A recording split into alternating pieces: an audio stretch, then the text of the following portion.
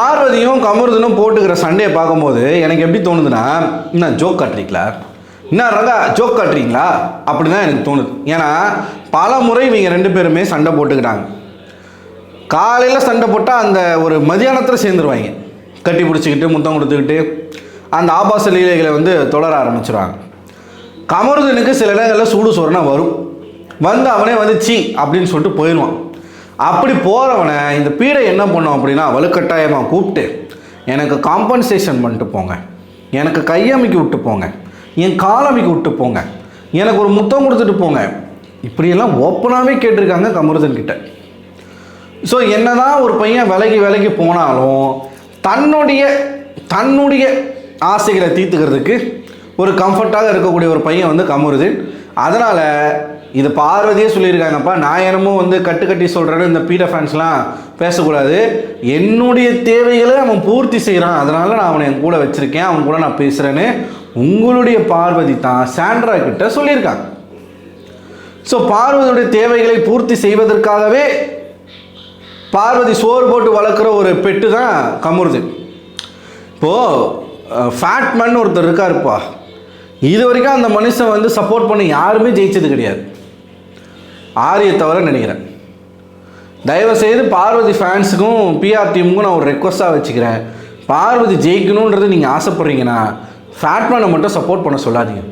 அந்த மனுஷன் முட்டு கொடுக்குறதெல்லாம் வேற லெவலில் மரணம் முட்டு கொடுத்துக்கிட்டு இருக்காப்புல, முட்டு கொடுத்து முட்டி தேஞ்சு போகிற அளவுக்கு அவர் முட்டு கொடுத்துக்கிட்டு இருக்காப்புல. அது பார்வதிக்கு தான் பேக் ஃபயர் ஆகும். தயவுசெய்து இதை ஒரு புரிஞ்சுக்கோங்க. ஏன்னா அவருடைய கடந்து வந்த காலங்களில் நீங்கள் பார்த்தீங்கன்னா உங்களுக்கு புரியும். சரியா? இது ஒரு பக்கம். இன்னைக்கு பார்வதிக்கும் கமருதனுக்கும் மறுபடியும் ஒரு கிளாஷ் போகுது. இந்த பார்வதி இந்த பீடைக்கு எப்பயுமே ஒரு பழக்கம் என்னென்னா, கமருதனை மயக்கி தான் கூட வச்சுக்கிட்டு சான்ஸ் கிடைக்கும் போதெல்லாம் ஒரு கில்ட் ட்ரிப் அவனுக்கு கொடுக்கணும். இந்த வாரம் கமருதன் வந்து கேப்டன் ஆயிருக்கான் அப்படின்னா அதுக்கு நான் தான் காரணம், யார்?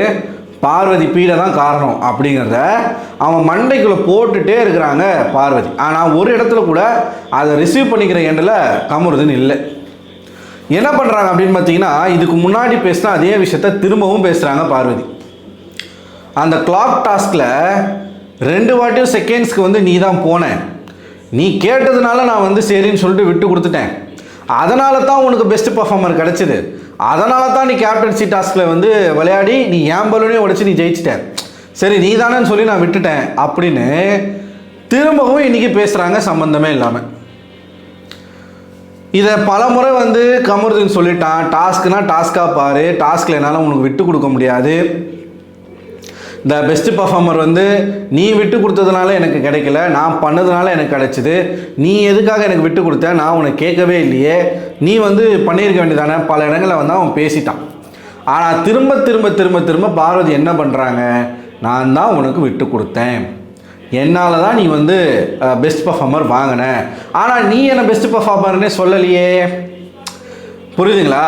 நான் உன்னை பெஸ்ட் பர்ஃபார்மராக ஆக்கியிருக்கேன், ஆனால் பதிலுக்கு நன்றி கடனுக்கு நீ என்ன ஒரு பெஸ்ட் பர்ஃபார்மர் சொல்லியிருப்பியா அப்படின்னு சொல்லி பார்வதி வந்து கேட்க, கமருதன் வந்து பழைய கமருதன், அதாவது அன்னியன் கமருதனாக மாறிட்டாப்புல. கமருதன் உள்ள வந்து 3 கேரக்டர் இருக்குது, அம்பி, அன்னியன், அப்புறம் ரெமோ. மோஸ்ட்லி ரெமோ கேரக்டர் தான் இருப்பாப்புல, சில டைம் மட்டும் அன்னியனாக வந்துடுவாப்புல. கமருதன் அஃபெக்ட் ஆகும்போது அன்னியனாக வந்துடுவாப்புல. அன்னியன் கமருதன் என்ன பண்ணுறாருன்னா, நீ இது வரைக்கும் இந்த வீட்டுக்குள்ளே ஒழுங்காக வேலையே செஞ்சது கிடையாது, எதை வச்சு உனக்கு நான் பெஸ்ட் பர்ஃபார்மர் கொடுக்கணும்னு நீ நினைக்கிறேன்? டாஸ்க்லேயும் ஒழுங்காக விளையாட மாட்டேன், வீட்டு வேலையும் ஒழுங்காக செய்ய மாட்டேன், நான் வந்து இதெல்லாம் பண்ணால் தான் பெஸ்ட் பர்ஃபார்மர் நானே கொடுப்பேன், இல்லைன்னா உனக்கு கொடுக்க முடியாது, கிளாக் டாஸ்கில் 2 வாட்டி போகிறேன்னா வந்து நான் போகணுன்னு கேட்டு தான் போகிறேன், உன்னை யார் விட்டு கொடுக்க சொன்னேன், நான் உன்னை விட்டு கொடுக்க சொன்னேன்னா அப்படி இப்படின்னு வந்து ஒரு பக்கம் அவன் பேச ஆரம்பிச்சிட்டான். வேலையே செய்யலை அப்படின்னு சொன்ன உடனே பீடைக்கு கோபம் வந்துருச்சு.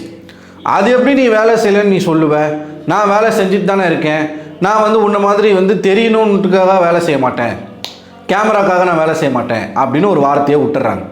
வார்த்தையை விட்டோடனே மறுபடியும் கமருதனுக்கு வந்து செம்ம கோவம் வருது. என்னது தெரியணுன்றதுக்காக வேலை செய்கிறேனா, நீ வேலையே செய்ய மாட்ட, நீ என்ன சொல்கிற, நீ என்னை பற்றிலாம் சொல்லவே கூடாது, அப்புறம் நான் பேசுன்னு வச்சுக்கேன் நல்லா இருக்காது அப்படின்னு சொல்லிட்டு அவன் ஒரு பக்கம். பார்வதி அப்படியே வந்து பாயிண்ட் எல்லாம் போட்டு. இதுவே வேற ஆளாக இருந்தால் பார்வதி எப்படி ரியாக்ட் பண்ணியிருப்பாங்க, எப்படி பேசியிருப்பாங்க. கமருதீன் ஒன்று அப்படியே வந்து அந்த ஒரு சாஃப்ட் டோன்லேயே பேசுறது. ஏன்னா அதிகமாக பேசினா அவன் வச்சு கிழிச்சிருவான், அதனால் சாஃப்ட் டோன்லேயே பேசுறது. அது பயம். இந்த பார்வதி பியாஸ்லாம் என்ன சொல்கிறாங்கன்னா, பார்வதி வந்து கமருதீனை வந்து பொழைச்சிப்போன்னு சொல்லி விடுறாங்க, ஏன் அவங்களுக்கு பேச தெரியாதா அப்படின்னு கேட்குறாங்க. யோ, பேச தெரியும், கமருதீன் கிட்ட பேச முடியாது. பேசுனா அவன் உள்ளே புகுந்து உன்னுடைய அத்தனை டர்ட்டி விஷயத்தையும் தூக்கி போட்டுருவான்.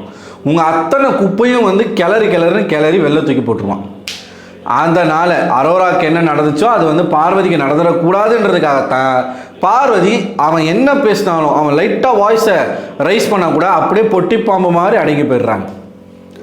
இப்போ கமருதீன் வந்து இப்படி சொல்லிட்டான், நீ வேலையே செய்ய மாட்ட அப்படின்னு சொல்லிட்டு. நான் வேலை செஞ்சுருக்கேன், சொன்ன உடனே செய்ய மாட்டேன், ஆனால் நான் வேலை செய்வேன் அப்படின்னு சொல்லிட்டு இவங்க கம்பேரிட்டிவ்லி இந்த வீட்டுக்குள்ளே கம்மியாக வேலை செஞ்சுருக்க நபர் யாருன்னா பார்வதி தான். அந்த டாஸ்க்கெலாம் விட்டுருங்க, அந்த டாஸ்க் அது வந்து டாஸ்க்கு, அதெல்லாம் நம்ம கணக்கில் எடுத்துக்கூடாது. ரெகுலராக டே டு டே ஒர்க்கில் வந்து எப்போ யார் என்ன வேலையை சொன்னாலும் அதை உடனே செய்யாமல் ஒரு முடிஞ்ச வரைக்கும் ஒரு மணி நேரம் 2 மணி நேரம் இழுத்து அடிச்சுட்டு அந்த வீட்டு தலையை வந்து மண்டையை பிச்சிக்க வச்சுட்டு அவன் லிட்டரலாக போய் கெஞ்சணும், எம்மான்னு கெஞ்சின பிறகு போய் செய்வாங்க. ஸோ இந்த ஒரு கான்வர்சேஷன் வருது, எம்மா உங்கள்கிட்ட நான் பேசவே விரும்பலை அப்படின்னு வந்து கமருதீன் சொல்ல, நீ பேசாத போ அப்படின்னு வந்து இந்த மேடம் சொல்ல, 2 பேரும் சண்டை போட்டு பிரிஞ்சு போகிற மாதிரி பிரிஞ்சு போகிறாங்க. அதுக்கப்புறமா விக்கல்ஸ் வந்து பார்வதி வந்து இனிமேல் எதனா வந்து உன்னை எதிர்த்து பேசுகிறான்னா நீ பாயிண்ட் எடுத்து வை, நீ பேசுன்னு சொல்லிட்டு சுபிக்ஷாவுக்கு ஒரு அட்வைஸை கொடுத்துட்டு இருந்தாப்புல. வெசல் வாஷ் வந்து பண்ணணும். சுபிக்ஷா வந்து நைட்டு பண்ணுறேன் அப்படின்னு வந்து சொல்லியிருக்காங்க போல் ஏற்கனவே வினோத்திக்கிட்ட. வினோத் வந்து காலையில் பண்ணியிருக்காரு. ஸோ லஞ்சு வந்து பார்வதி தான் பண்ணணும் அப்படிங்கிறதுனால சுபிக்ஷா போய்ட்டு பார்வதிக்கிட்ட சொல்கிறாங்க. உடனே வந்து பார்வதி, நான் தான் நேற்றே வந்து சொல்லிட்டேனே வினோத்திக்கிட்ட நான் நைட்டு பண்ணிக்கிறேன்னு சொல்லிட்டு, இப்போ எதுக்கு என்னை வந்து கூப்பிட்றீங்க, நான் எதுக்கு இப்போ வரணும் அப்படின்னும்போது சுபிக்ஷா என்ன சொல்கிறாங்கன்னா, இல்லை எங்கள் குடும்பம் இன்றைக்கி வருவாங்க, ஸோ வந்து என் குடும்பத்தோடு இருந்து நான் கொஞ்சம் டயர்டாக இருக்கேன் அதனால் நான் நைட்டு பண்ணுறேன், நீங்கள் இப்போ மட்டும் பண்ணிடுங்க அப்படின்னு சொல்லிட்டு சுபிக்ஷா சொன்னால் போக முடியாது. போவேன், ஆனால் நீ சொன்ன உடனேலாம் என்னால் வர முடியாது, கொஞ்சம் டைம் ஆகும் அப்படின்னு சொல்லிட்டு அந்த பொண்ணும் சொல்லுது நின்று பார்க்குது, டைம் ஆகும். ஒரு கட்டத்துக்கு மேலே சுபிக்ஷா வந்து என்ன பண்ணிடுறாங்கன்னா, போய் தலைக்கிட்ட சொல்கிறாங்க, வினோத்கிட்ட சொல்கிறாங்க. வினோத் உங்ககிட்ட சொன்னாங்களா அவன் நைட்டு பண்ணுறேன்னு சொன்னால் அவர் வந்து அவருக்கு ஆக்சுவலாக வினோத்கிட்ட சொல்லலை. நேர்மையான நபராக இருந்தால் என்ன பண்ணியிருக்கணும், இல்லைம்மா பார்வதி என்கிட்ட அந்த மாதிரி சொல்லலைன்னா அவருடைய கருத்து எடுத்து வச்சுருக்கணும். ஆனால் பார்வதி வந்து இவருக்கு தேவை, இப்போ இந்த நட்பு வந்து உடஞ்சிடக்கூடாது அப்படிங்கிறதுக்காக வினோத் அந்த இடத்துல என்ன சில்லித்தனமான வேலையை பண்ணுறாருன்னா, எனக்கு தெரியாதுமா, காலையில் நான் என் வேலையை செஞ்சுட்டேன், இப்போ நீங்கள் உங்கள் வேலையை வந்து நீங்கள் பேசி பிரித்து செஞ்சுக்கோங்க, அவ்வளோதான், என்ன இழுக்காதீங்க இதுக்குள்ளே அப்படின்னு சொல்லிட்டு வினோத் வந்து நைஸாக ஜகா வாங்கிட்டாப்புல. உடனே பார்வதி வந்து என்ன பண்ணுறாங்க, நான் வேலை தான் செய்ய போகிறேன் ஓகே அப்படின்னு சொல்லிட்டு போய் பாத்திரத்தை கழுவுறாங்க. கழுவும் போது விக்கல்ஸ் வராப்புல. விக்கல்ஸுக்கும் பார்வதிக்கும் அந்த இடத்துல வந்து ஒரு வாக்குவாதம் போகுது, ஜென்ரலான ஒரு வாக்குவாதம்.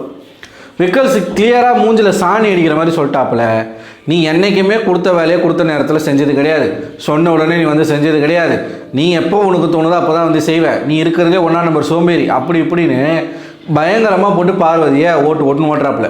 பார்வதி, நான் வேலை செய்ய லேட் பண்ணுவேன், ஆனால் நான் செஞ்சுருவேன் அப்படின்னு சொன்னால், நீ வந்து வேலை செய்யாமல் எப்படி ஓபி அடிக்கலான்றதுல தான் நீ குறியாது அப்படின்னு சொல்லிட்டு மூஞ்சிக்கு நேராக விக்கல்ஸ் ஒரு பக்கம் சொல்லிட்டாப்புல.